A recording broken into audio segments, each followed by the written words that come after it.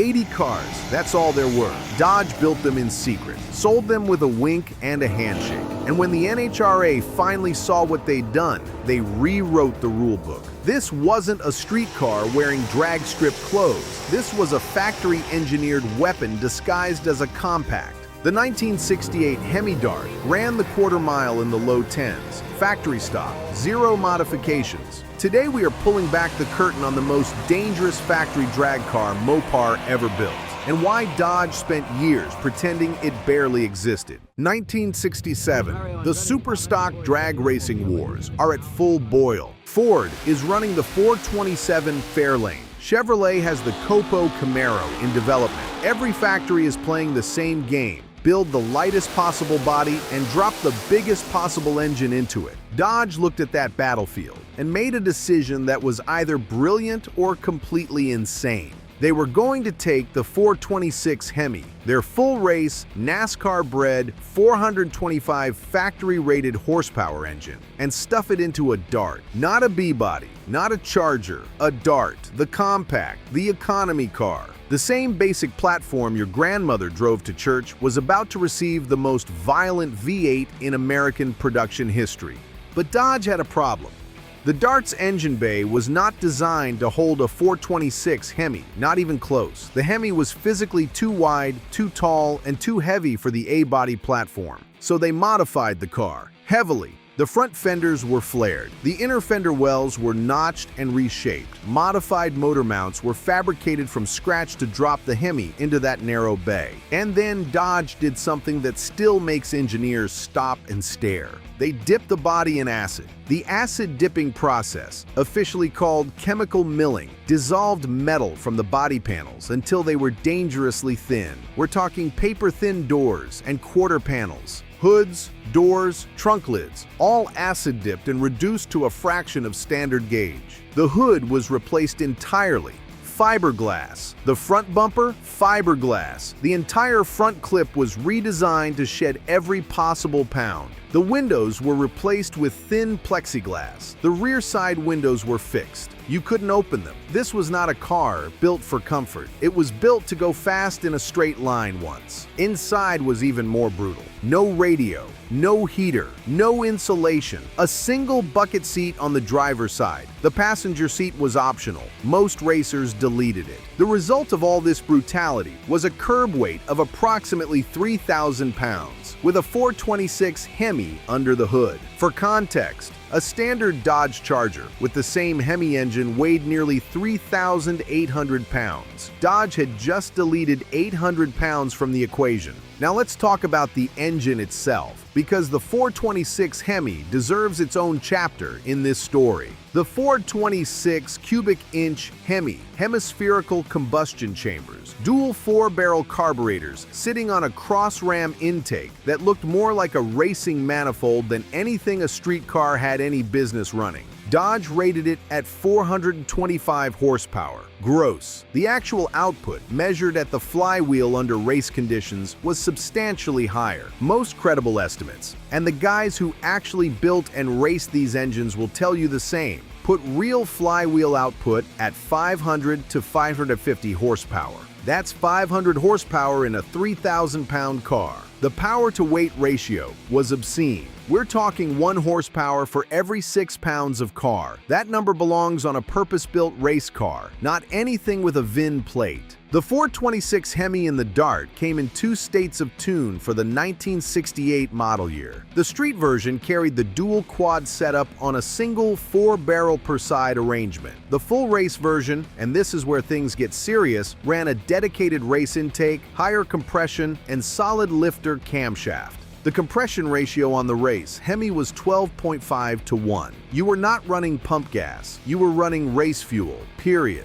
The transmission was a 4-speed manual, a close ratio Hurst-shifted unit. No automatic was offered. Dodge wanted the driver to stay in the power band with full manual control.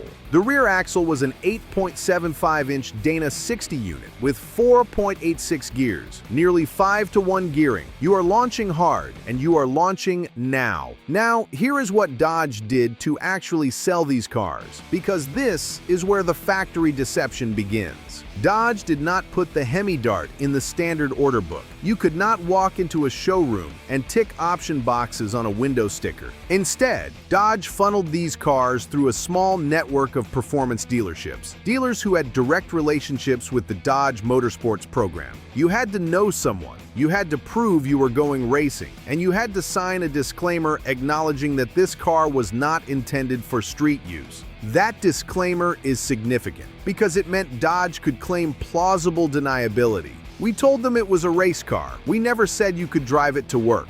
Only 80 Hemi Darts were built for 1968. Some sources cite exactly 80. Others put the number at 82. The paperwork from Chrysler's own records is not entirely clear. What is clear is that Dodge also built a companion car, the 1968 Hemi Barracuda. Same formula, same acid-dipped body, same 426 Hemi, Plymouth's version of the same weapon. Together they were known as the Hemi A-bodies, and on the drag strip in 1968, they were essentially untouchable in superstock class. Let's talk real numbers, because this is where the legend gets carved in stone. In competition trim, the 1968 Hemi Dart ran consistent 10.20 to 10.40 quarter-mile times. Top speed through the traps, 128 to 132 miles per hour.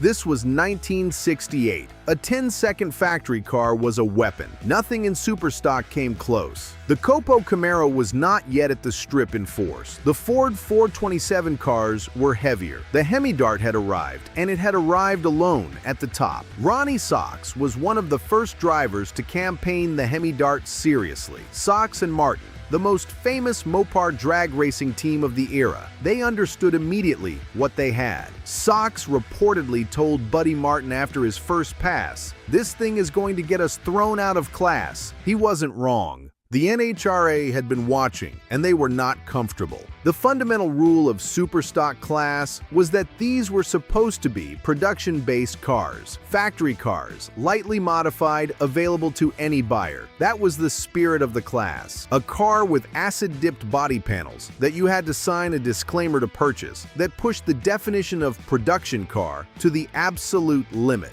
The NHRA moved the Hemi Dart into a different class configuration and adjusted the weight brakes. Effectively, they penalized the car for being too light and too fast. They didn't ban it outright. They buried it under ballast requirements and class reclassification until the competitive advantage was diluted. But here's the thing, even with the added ballast, even hamstrung by the NHRA's corrections, the Hemi Dart kept winning. You cannot legislate away a 426 Hemi in a 3,000-pound car. The physics are what they are. Dick Landy, Bill Jenkins, Sox, and Martin, the biggest names in superstock drag racing, all either campaigned the Hemi A-bodies or found themselves racing against them constantly. Jenkins, the Grump, ran a 427 Camaro against the Hemi Darts and later admitted the Mopar A-bodies were the benchmark he was chasing all season. By the end of the 1968 season, the Hemi Dart had accumulated a competitive record that was nearly unprecedented for a factory-built car in its first year of competition.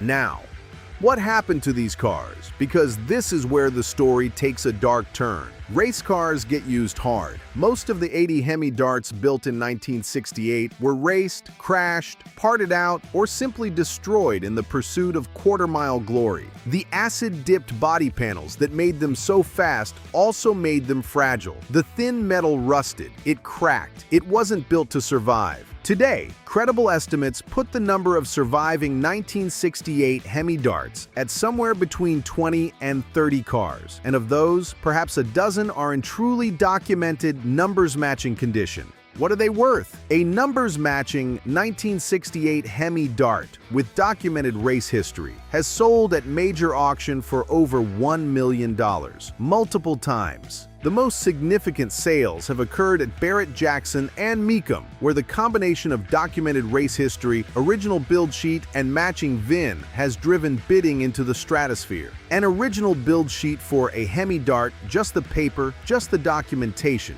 is itself a collector's item worth thousands of dollars. The Hemi Dart's legacy reaches far beyond its 80-car production run. What Dodge proved in 1968 changed how the entire industry approached factory drag racing programs. The Copo Camaro program that General Motors launched, which produced some of the most brutal factory Chevrolets ever built, was directly influenced by what Dodge had done with the A-body Hemis. Ford responded with the Cobra Jet Mustang. Everyone was chasing what Dodge had already built. The Hemi Dart set the template. By 1971, the muscle car era was already dying under the weight of insurance increases, emissions regulations, and rising fuel costs. The factory drag programs were scaled back and eventually killed. But the Hemi Dart had its moment, and in that moment, it was the most dangerous factory car on the drag strip in America. The NHRA changed its weight break rules specifically because of cars like this. The acid dip process was eventually prohibited as a factory build technique for homologation purposes. One car changed the rulebook.